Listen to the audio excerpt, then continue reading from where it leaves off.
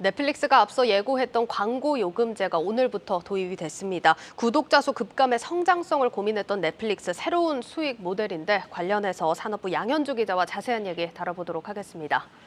양 기자, 일단 우리 시간으로 새벽 1시부터 좀 본격적으로 광고 요금제가 도입이 됐는데 이 요금제 어떤 상품입니까?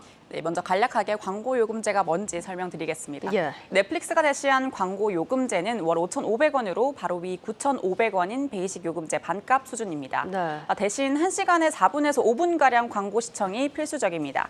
화질은 720픽셀로 제공되면서 내려받기는 할 수 없습니다. 알겠습니다. 일단 라이선스 문제로 일부 콘텐츠들도 좀 시청이 불가하다고 하니까 이런 부분도 좀 참고를 해보시면 좋을 것 같습니다.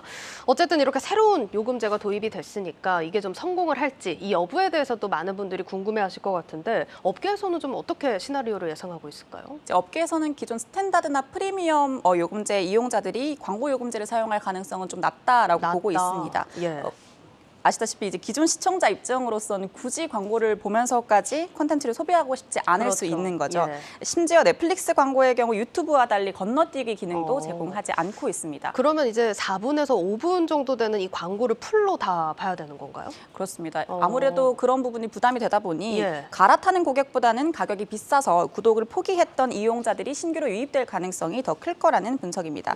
시장에서는 3년 내에 광고 요금제에 나오는 수익이 전체 매출의 20%를 차지할 것으로 전망하고 있습니다. 그렇군요. 근데 앞서서 이제 말씀해 주셨지만 유튜버 같은 경우는 이제 건너뛰기가 되기 때문에 사실 이 광고를 다 보시는 분들은 좀 많지 않을 것 같은데 넷플릭스는 싫든 좋든 이제 5분 정도 광고를 다 봐야 하는 거니까 이제 광고 주들 입장에서 한번 보자면 더 좋은 옵션이지 않을까 이런 생각도 들거든요. 맞습니다. 바로 그런 부분이 광고주들에게 굉장히 매력적으로 다가올 수 있는 건데요. 네. 실제로 넷플릭스 광고 단가가 일반 방송국 VOD 광고 단가의 3배가량으로 알려졌는데 제대로 시행되기 전부터 거의 완판 상태라고 알려졌습니다. 그러니까 광고를 하는 사람도 보는 사람도 지금 기대감이 좀 크게 작용을 하고 있는 것 같습니다.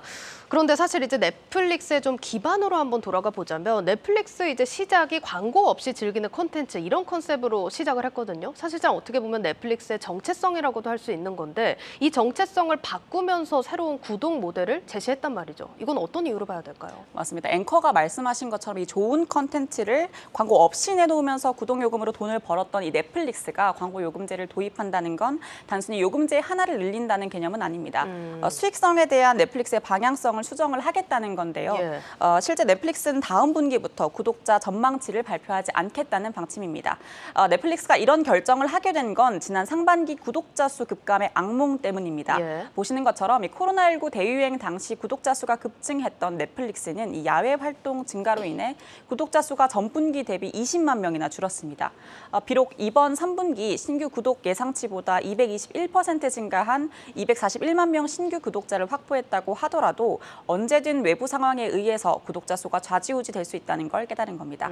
또한 3분기 넷플릭스 신규 가입자 순증 지역이 아태 지역에 몰린 것도 주목해볼 부분입니다.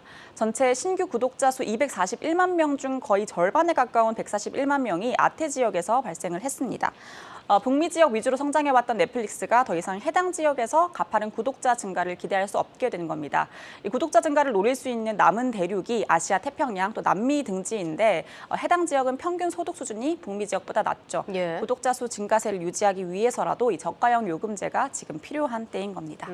실제로 넷플릭스가 지난달 13일 광고형 요금제 세부 사항을 발표한 당일에 232달러였던 주가가 298달러까지 치솟았습니다. 시장도 수익 다변화를 줄 수 있는 광고 요금제에 대한 긍정적인 평가를 한 것으로 풀이가 됩니다. 네, 이렇게 쭉 들어보니까 지금 상황에서 좀 적절한 대안이었다라는 생각도 듭니다.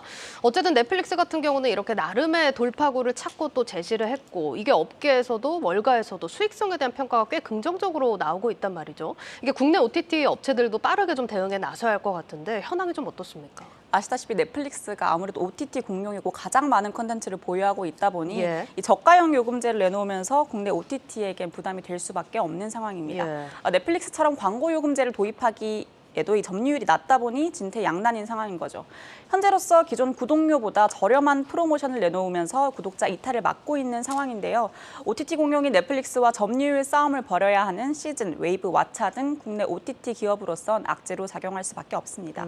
반면에 광고 요금제 도입으로 구독자 수가 늘어나면서 국내 콘텐츠 기업들에겐 장기적인 호재로 작용할 것으로 보입니다. 현재 장이 워낙 안 좋기 때문에 주가가 좀 내려가긴 했지만 지난달 13일 넷플릭스가 광고형 요금제를 확정해서 발표하자 국내 콘텐츠주가 큰 폭으로 뛰었죠. 예. 넷플릭스 CEO가 공식적으로 이상한 나라 우영우나 수리남 같은 한국 예, 콘텐츠 그렇죠. 기업이 좋은 실적을 거뒀다고 평가한 만큼 국내 콘텐츠 기업이 가장 큰 혜택을 얻을 것이라고 본 겁니다. 특히 앞서 설명한 것처럼 아시아 태평양 지역의 구독자 성장을 눈여겨보고 있는 만큼 이 역시도 국내 콘텐츠 기업의 장기적인 호재가 될 것으로 보입니다. 네, 잘 들었습니다. 산업부 양현주 기자였습니다.